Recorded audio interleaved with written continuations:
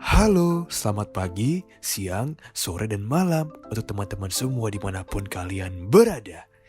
Kami dari kelompok Hello Sunshine. Nah, pada kesempatan kali ini, kami ingin menjelaskan mengenai pentingnya leadership dalam Human Resources Management pada organisasi. Tanpa tunggu lama lagi, yuk langsung saja kita bahas. Menurut Anda, apa itu leadership?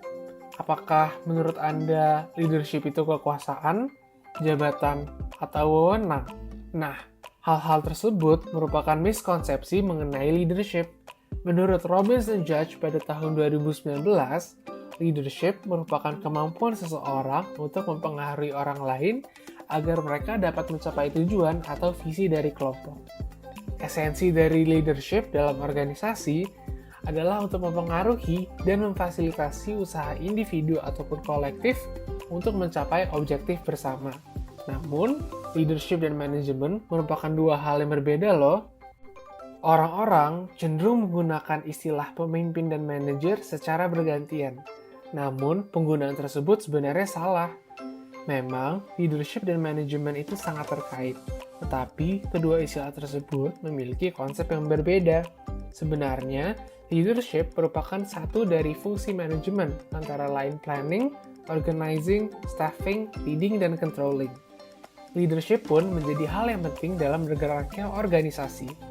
Tanpa leadership yang baik, setiap orang tidak akan dapat bekerja sama dengan baik untuk mencapai tujuan bersama. Nah, lalu sebenarnya apa sih kaitan leadership dan human resources? Leadership merupakan suatu hal yang penting dalam human resources atau manajemen sumber daya manusia.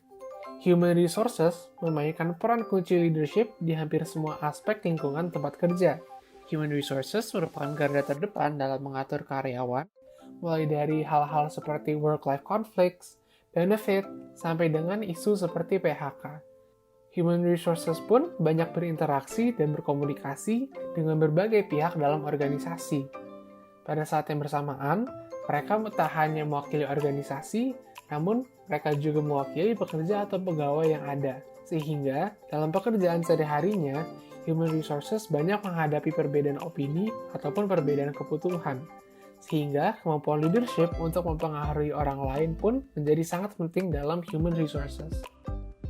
Leadership oleh human resource dimulai dengan menginformasikan kepada karyawan mengenai kebijakan serta ketentuan yang ada dan menjelaskan implikasi mengenai keputusan yang mungkin dibuat seputar kebijakan-kebijakan ini. Human resource bertanggung jawab untuk membuat kebijakan bekerja dengan baik. Kebijakan tersebut harus dikomunikasikan agar karyawan mengetahui kebijakan tersebut dengan baik. Maka dari itu, dibutuhkan seorang communicative leader.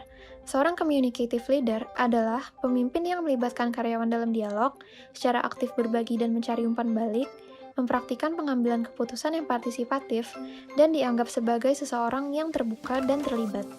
Hal ini pun sangat kentara pada tugas human resource untuk mengkomunikasikan kebijakan dan ketentuan organisasi. Human resources pun harus dapat meyakinkan dan membuat karyawan memahami dan mempercayai kebijakan-kebijakan tersebut. Di sini pun, kemampuan leadership untuk mempengaruhi orang lain sangat berperan dalam pekerjaan human resource. Leadership yang komunikatif menjadi hal yang penting pada human resource. Menurut narasumber kami, yang merupakan bagian dari divisi human capital dari suatu perusahaan BUMN, komunikasi merupakan hal yang penting dalam memimpin. Dalam berinteraksi dan berkomunikasi dengan banyak pihak dalam organisasi, penting sekali untuk menjalin komunikasi yang baik. Menurut narasumber kami juga, model pemimpin yang komunikatif merupakan model yang paling ideal. Komunikasi yang jelas dan terbuka akan sangat menunjang fungsi leadership pada human resource. Untuk menciptakan leadership yang komunikatif, kemampuan interpersonal pun menjadi sangat penting loh.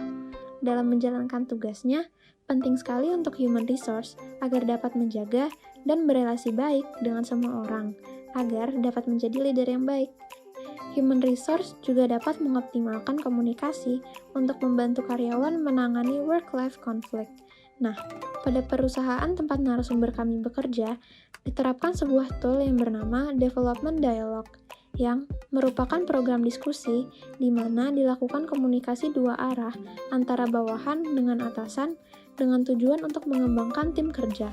Lalu, topik diskusi yang biasanya dibicarakan adalah apa saja yang sedang terjadi, lalu kira-kira support apa yang dapat diberikan perusahaan kepada mereka. Dari sini kita dapat mengetahui bahwa tanpa kemampuan komunikasi dan interpersonal yang baik, tentu saja sulit untuk menjadi leader yang dapat mempengaruhi orang lain untuk mencapai tujuan. Selain itu, menurut narasumber yang kami wawancarai, suatu kemampuan yang juga penting untuk dimiliki adalah kemampuan untuk mendengarkan. Mendengarkan dapat menghasilkan hasil interaksi yang positif loh. Mendengarkan di sini bukan hanya sekedar mendengar, tetapi harus active listening. Nah, kalian tahu nggak apa itu active listening? Active listening adalah ketika kita tidak sekedar mendengar, tetapi berkonsentrasi penuh pada apa yang dibicarakan. Dalam pekerjaannya, human resource perlu mempertimbangkan kebutuhan dan kepentingan organisasi serta karyawan. Sehingga, kemampuan active listening menjadi sangat penting agar dapat mengetahui kebutuhan dan kepentingan semua pihak. Selain itu, banyak karyawan juga pergi ke human resource hanya untuk mengeluh dan mengeluarkan unek-unek mengenai masalah yang mereka hadapi. Nah, di sini terlihat kan bahwa kemampuan active listening pun menjadi sangat penting. Sebelum mempengaruhi orang lain sebagai leader, tentu saja kita harus mendengarkan terlebih dahulu apa yang orang lain ingin sampaikan. Tanpa mendengarkan, tentu hal leadership apapun yang dilakukan human resource akan menjadi tidak tepat sasaran. Setelah mendengarkan orang lain, human resource tidak boleh diam saja. Human resource juga harus bergerak untuk menyelesaikan masalah yang ada dan membuat keadaan menjadi lebih baik. Hal ini pun mencerminkan teori leadership, yaitu servant leadership. Menurut Robinson Judge, servant leadership merupakan kepemimpinan yang fokus terhadap melayani serta membantu pengikutnya untuk tumbuh, mengembangkan potensi, dan berproses. Hal ini tercerminkan dalam fungsi human resource menurut praktisi yang kami wawancarai, di mana menurutnya mendukung karyawan untuk dapat bekerja secara optimal merupakan tanggung jawab human resource yang penting. Selain itu, servant leadership juga tercerminkan pada praktik human resource untuk memberikan pelatihan pengembangan serta evaluasi. Pemberian kedua hal tersebut berfungsi untuk mengembangkan potensi karyawan untuk menjadi lebih baik lagi, yang merupakan inti dari servant leadership. Human resource juga dapat memberikan benefit program yang dapat meningkatkan psychological well-being dan performa karyawan.